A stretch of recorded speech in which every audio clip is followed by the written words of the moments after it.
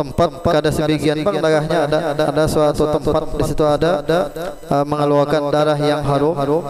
Ada mengatakan riwayatnya ketika Nabi Adam alaihissalam diturunkan oleh Allah dari surga ke bumi, sekalinya kijang itu sudah ada di bumi ini, sudah ada sebelum menciptakan Nabi turun ke bumi, Nabi Adam sudah ada. Jadi kijang tadi mendatangi Nabi Adam tujuannya mengambil barokah, karena tahu yang datang ini dari surga ini Nabi Adam alaihissalam.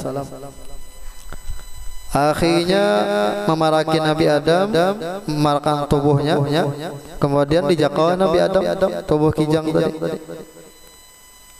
Nah, karena sebab itu lah ada mengandung harum dalam tubuhnya. Itu barokah namanya, berkah. Itu ada mengatakan sebahagian riwayat. Jadi minyak misik ini sangat wangi, tahan berapa hari baunya kada mau hilang. Kalau kita minyak harum di sini ya kan, paling berapa menit sudah hilang dah baunya. Yang kedua, orang yang berpuasa semuanya dimintakan ampun oleh para malaikat hingga berbuka. Nah, jadi mulai subuh sampai berbuka itu malaikat memintakan ampun baginya. Ini yang kedua. Yang ketiga, di bulan ini para syaitan yang zalim dibelenggu, yang semuanya tidak bisa lepas seperti di bulan lainnya. Kemana menimbai syaitan ini para malaikat? Jadi para malaikat ini menimbai syaitan lah ke dalam laut, dipasung, dibuat dalam laut syaitannya. Makanya kita di bulan Ramadan ini asal ada takutan berjalan kemana aja takutan, karena setan dikurung sudah dibuat di dalam laut.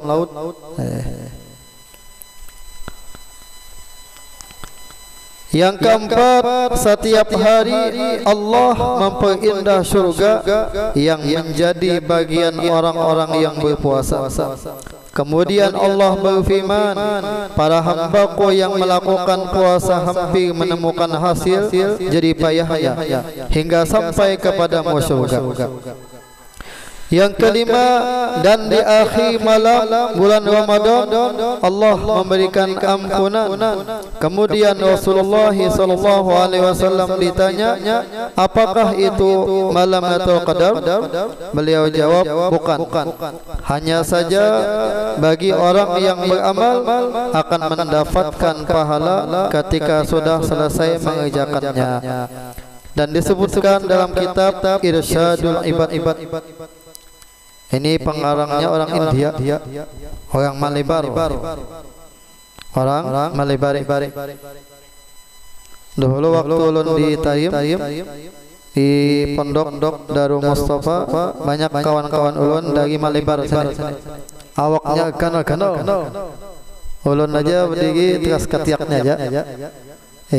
Tegas ketiaknya tinggi karena berewak pelang. Sini. Berok ya kan. Hibak apa namanya bulu di muhanya. Awak kanal tapi suara bagus. Jadi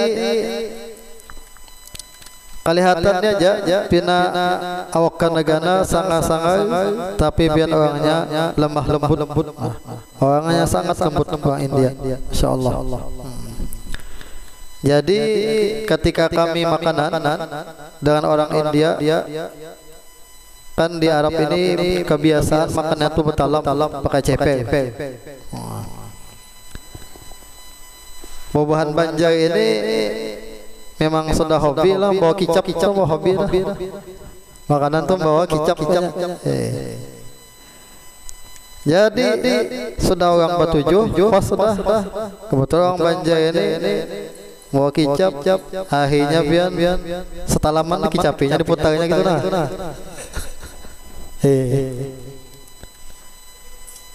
Jadi kena ya buat tanah sih diputarnya gitu. Jadi orang India ada si ikung yang kabung. Afon aja. Kenapa aja buatnya? Anu aja. Sayang nggak makan kecap aja. Jadi kalau kita dengan orang banyak tuh jangan jangan bahasa langsung jangan ya kah? Masih ada yang kadang kurang cocok seperti itu. Jadi kita bisa lah dengan orang lain adaptasi. Nah, habisnya tadi saya halakoh yang lain pulang makan. Kalau orang Arab pulang gabung dengan orang Arab itu sepandang mana iwak habis. Ayam sin kanalan ya kah? Sepandang mana habis. Jadi sisa nasi lagi. Tapi mereka kau aja lagi makan kan iwakan. Tapi kalau kita kan biasanya nasi habis, iwak habis juga ya kan?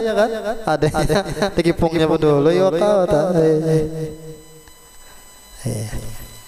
Kalau orang India lah itu makan sebuting nasi pun kedada lagi dia di apa namanya di piring tadi sebuting nasi gitu.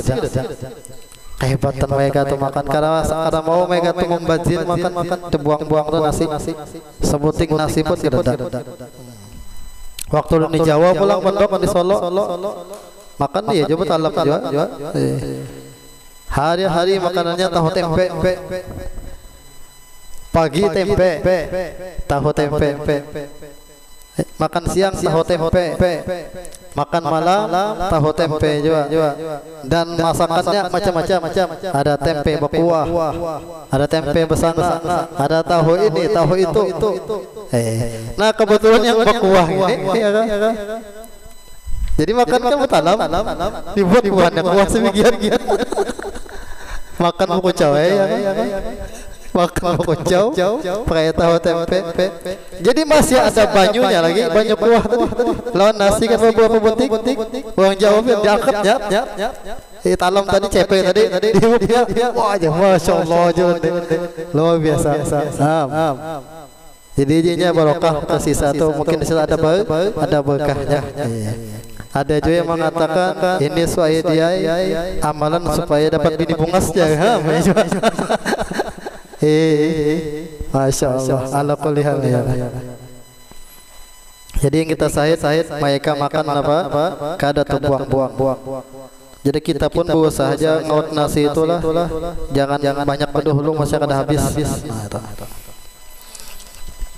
Nyaman jangan nambah pulang. Yang kelima, dan di akhir malam Ramadan Allah memberikan ampunan. Dan disebutkan dalam kitab Irsyadul Ibad bahwasanya sebahagian orang alim bercerita, dulu kami mempunyai kenalan seorang laki-laki yang bernama Muhammad. Dulu Muhammad itu jarang salat, jarang sembahyang. Akan tetapi apabila datang bulan Ramadan, dia memperindah dirinya dengan pakaian yang bagus dan berminyak wangi, dan berpuasa dan salat, bahkan mengqadha salat-salat yang pernah ditinggalkannya. Jadi bahari Muhammad ini sembahyang bolang kambingan karena sembahyang karena ada seperti itu, tapi ngan Muhammad kada boleh disambati lah.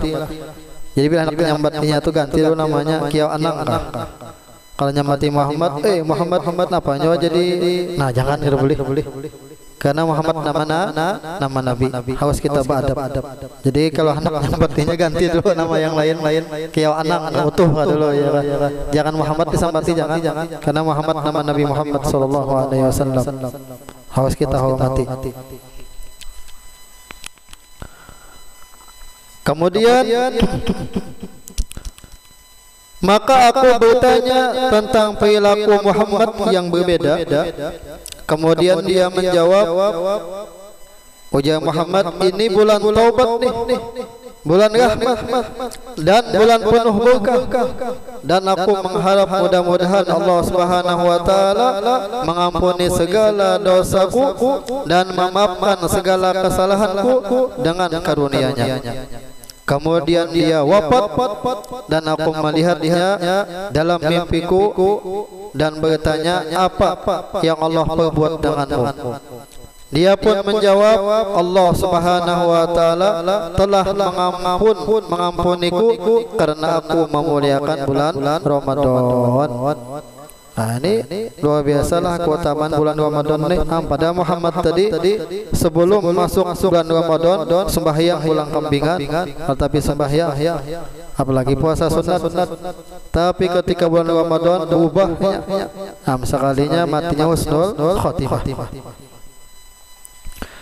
Dan disebutkan dalam kitab Nuzhatul Majalis namanya. Jadi ini kitab disebutkanlah dari kitab-kitab mana ambilannya ada. Jadi kita referensinya. Nah, ini kitab lumayan lengkap membahas masalah bulan Ramadan. Bahkan kawan ulun di Samarinda namanya Guru Ahmad Zaini. Presiden minta kitab ini, sudah dikirimkan. Kemudian malam tadi nelpon, Ustaz, terima kasih banyak atas hadiahnya. Masya Allah, kitab antum bagus. Kalau bisa antum minta muqaddimah dengan guru-guru besar di mata puga kayak pimpinan Darussalam kayak dan anak minta izin Ustaz, karena orang Samarinda banyak yang tapi paham bahasa Arab Melayu, minta izin karena untuk diterjemahkan kepada bahasa Indonesia. Ini kitabnya lumayan kandal. Risalah Fikih Siam judulnya. Ada dijual ini di toko kitab Sapinah atau ada. Bahasanya mudah dan banyak referensinya, ambilan-ambilannya. Nah, dan disebutkan dalam kitab Nuzhatul Majalis bahwasanya seorang Majusi, orang yang menyembah api, melihat anaknya makan di siang hari bulan Ramadan di hadapan orang Islam. Kemudian seorang Majusi tersebut memukul anaknya dan berkata, kenapa engkau tidak menjaga kehormatan orang Islam di bulan Ramadan? Mereka sedang berpuasa. Kemudian seorang Majusi tersebut wafat dalam minggu itu. Maka melihat orang alim di kotanya dalam mimpi bahwa seorang Majusi itu dalam surga. Kemudian orang alim tersebut bertanya, bukankah engkau seorang Majusi? Iya, betul. Akan tetapi ketika aku mau wafat, Allah Subhanahu wa taala memuliakanku dengan Islam karena aku menghormati bulan Ramadan. Semoga Allah Subhanahu wa taala juga menganugerahi kita husnul khotimah. Meninggal dalam keadaan bagus kesudahannya, mengucapkan la ilaha illallah Muhammad Rasulullah. Kata Nabi, man kana akhiru kalamihi la ilaha illallah dakhala al-jannah. Barang siapa yang di akhir perkataannya la ilaha illallah pasti masuk ke dalam surga. Jadi untung pada eta bilanya kita di akhir hayat mampu mengucapkan la ilaha illallah, jaminannya surga. Tapi hanya orang tertentu yang kawa. Hanya orang yang tertentu, hanya orang-orang yang soleh yang dipilih oleh Allah Subhanahu wa taala. Jadi kalau kita hendak mampu mengucapkan la ilaha illallah di akhir hayat kita waktu sigar ini perbanyaki amal soleh. Berusaha mendekatkan diri kepada Allah, memberikan manfaat kepada orang lain, kepada hamba-hamba Allah. Karena semakin banyak kita memberikan manfaat kepada orang lain, maka kita makin tinggi derajatnya di sisi Allah Subhanahu wa taala. Jangan sebaliknya, sudah memberikan manfaat kada mengganggu orang pulang. Jangan seperti ini. Makanya dalam kitab Bidayatul Hidayah itu manusia ini terbahagi tiga. Yang pertama ada yang seperti malaikat, bahkan lebih. itulah orang-orang yang soleh yang mengikuti Nabi Muhammad sallallahu alaihi wasallam, berikan manfaat kepada orang lain. Yang kedua ada seperti binatang jinak kayak kelinci misalnya ya. Jadi manusia yang seperti binatang jinak ini hanya memberikan manfaat kepada orang lain, tapi mengganggu kada juga. Berikan manfaat kada, menolong orang kada, tapi nya kada mengganggu orang lain. Di binatang jinak. Yang ketiga ada manusia itu seperti binatang buas, sudah memberikan manfaat kada, mengganggu orang lain. Ini bahaya nih yang ketiga nih. Kemudian sambungannya menghimbau atas memperbanyak ibadah dan sunnah-sunnah di bulan Ramadan, agar ibadah kita di bulan Ramadan semakin bermakna dalam memperoleh pahala dan ridho dari Allah Subhanahu wa taala. Sebaiknya kita juga meningkatkan ibadah kita dengan menghidupkan amaliyah tambahan. Disebutkan dalam kitab Al-Fawaidul Mukhtarah bahwa Al-Habib Abdullah bin Husin bin Tahir apabila datang bulan Ramadan, maka beliau mengumpulkan anak-anaknya dan membuat perjanjian kepada mereka atas menambah amal di bulan Ramadan. Ini Habib Abdullah bin Husin bin Tahir ini yang cucunya yang ceramah di sini bulan Maulid semalam. Habib siapa mau tato? Ada cucunya nih. Jadi kayaknya Habib Mu'tada ya Habib Abdullah bin Husin bin Tahir. Jadi Habib Abdullah bin Husin bin Tahir, nah ini kubunya kalau kada khilaf di Masileh namanya. Jauh lumayan dari Taif. Apabila datang bulan Ramadan, maka beliau mengumpulkan anak-anaknya, anak-anak dikumpulkan malam pertama itu, dan membuat perjanjian kepada mereka atas menambah amal di bulan Ramadan. Lalu beliau bertanya kepada mereka satu persatu tentang amalan apa yang akan mereka tambah. Manakala setiap satu dari mereka menyebutkan berbagai macam amalan yang akan ditambah, beliau menangis dan berkata, aku menangis karena sesungguhnya aku tidak bisa menambah amalan. Maksudnya semua waktu beliau sebelum Ramadan penuh dengan berbagai macam amalan beribadah kepada Allah, sehingga beliau berkata, wahai anak-anakku, adakah di antara kalian yang mau menjual waktunya untukku? Jadi Habib Abdullah bin Husin bin Tahir saking menjaga waktunya, dibagi jam, dibagi jam. Sayangnya jamnya habis baterai. Kemudian datang pulang tamu tadi. Kenapa Habib? Jamnya Habib habis baterai kah? Rusak kah? Jadi sedih apa? Ya aku kada ada waktu hendak baiki jam kan ada waktu. Saking sibuknya dengan apa? Dengan gawian sedih. Sibuk ya kah? Soalnya sedih ngeri. Waktu cucu sedih ceramah di sini kan bulan Maulid. Habib Abdullah membaca salawatnya sehari berapa? 250.000 sehari. 25.000 iya 25.000 sehari.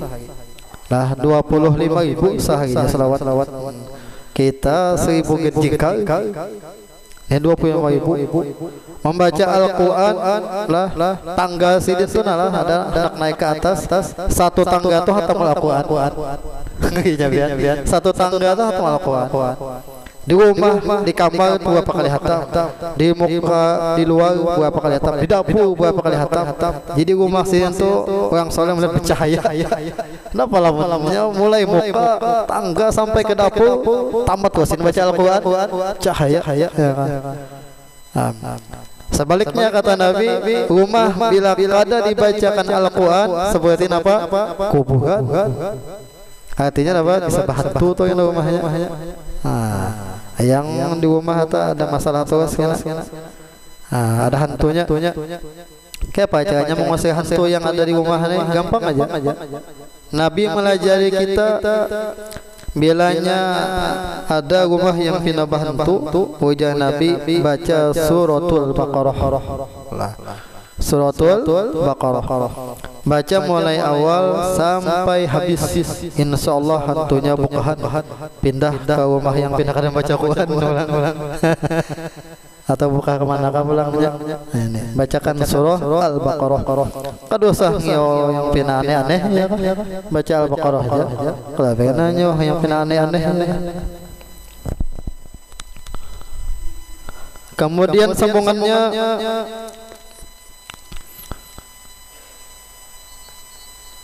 berikut di antara amalan tambahan yang bisa kita lakukan di bulan Ramadan yang penuh berkah dan pengampunan ini. Yang pertama, segera berbuka puasa ketika sudah yakin masuk maghrib. Jadi kalau sudah yakin masuk maghrib, orang adzan cepat berbuka. Jangan lambat-lambat. Jangan salang menghabiskan film dulu ya. Jangan. Jadi hendaknya kita sebelum berbuka itu sudah berada di hadapan makanan sudah. Jadi bila ketika mendengar azan langsung aja berbuka. Berbeda jika masih ragu-ragu, hanya mendengar di aplikasi azannya. Kadang di aplikasi ini bisa berdahulu, bisa jauh berdudi. Jadi kita yakin akan aja mendengar azan di langgar aja atau di Masjid Al-Karomah. Maka wajib untuk berhati-hati dengan mengakhirkan berbuka hingga yakin sudah masuk maghrib. Yang kedua, membaca doa berbuka, yaitu apa doanya? Allahumma laka sumtu wa bika amantu wa la rizqika aftartu dhahaba dham'u wa batallatil uruqu wa sabatal ajru insyaallah. Alhamdulillah alladzi aanani fasumtu wa razaqani faftartu. Allahumma inni as'aluka bi rahmatika allati wasi'at kulla syai' an taghfirli. Artinya, ya Allah, hanya karenamu aku berpuasa, kepadamu aku beriman, dan dengan rezekimu aku berbuka. Dahaga telah hilang, urat-urat telah terpenuhi, dan pahala telah menjadi tetap jika Allah menghendaki. Segala puji bagi Allah, Tuhan yang telah memberi pertolongan padaku sehingga aku bisa berpuasa, dan telah memberi rezeki kepadaku sehingga aku bisa berbuka. Ya Allah, dengan perantara rahmat-Mu yang menyeluruh keseluruhan sesuatu, sesungguhnya aku memohon kepadamu agar Engkau mengampuniku. Dan doa apa saja yang dikehendaki, karena doa ketika kita berbuka itu mustajab lah. Allah kabulkan cepat. Jadi misalnya yang pinasan dat rezeki, minta tambahi rezeki lagi. Yang pina belum dapat jodoh, minta jodoh yang soleh atau apa? Solehah. Yang belum bisa anak, minta anak. Jadi minta terus dengan Tuhan. Lah kita kalau hanya apa-apa tuh minta terus dengan Tuhan. Sampai uyah aja habis di dapur disuruh minta dengan Tuhan. Ya Allah, uyah lu habis di dapur ya kah? Minta rezeki ya Allah. Apalagi ya gana-gana.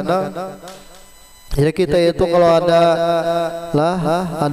masalah apapun itu pertama-tama mengadukannya dengan Allah.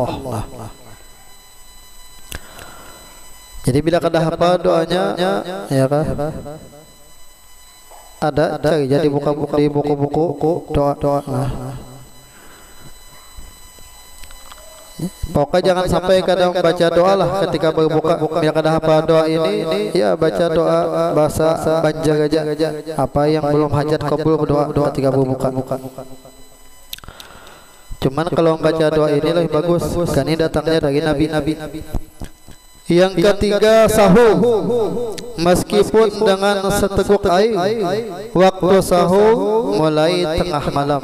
Nah, jadi sahur itu di atas jam 12 sudah kawas itu hendak sahur. Dan disuruh oleh Nabi sallallahu alaihi wasallam, ujar Nabi apa? Tasaharu fa inna fis sahuri barakah.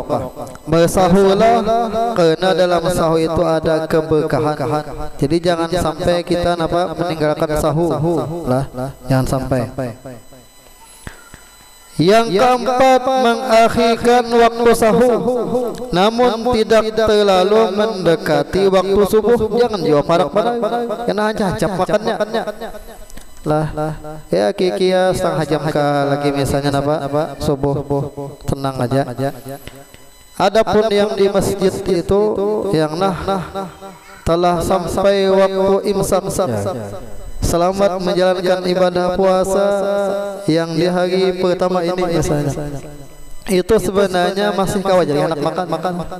Anak sahur kau aja lagi. Kalau ya terbangun jam gitu makan aja. Hanya sebenarnya habisnya waktu sahur itu ketika azan. Nah, jangan ketika azan itu masih makan ya batal puasanya. Ya. Nah, jadi kalau orang azan lebih lagi tuh makan lebih lagi minum. Ini azan yang tepat waktu lah. Kalau mau azannya terlambat azannya. Nah, ini ya kan ini azan yang tepat waktu nih. Sudah sampai 4 jam azan hanya azan. Nah, tuh kalau ada AC itu aja azan yang nih yang pertama nih. Azan yang tepat waktu. Ya, azan yang tepat waktu. Nah, jadi waktu imsak itu kalau kita terlambat lah bangun, kalau aja lagi makan tuh sakit aja. Ada apa?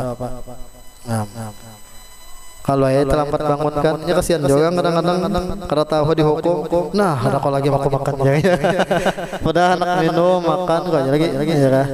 Nah, cuman disunahkan waktu imsak tuh kada makan lagi. Nah, disunahkan. Karena disuruh Nabi ada beberapa ayat tuh hitungannya sekadar beberapa ayat kita. Nah, jangan lagi makan. Jadi sunnah tuh.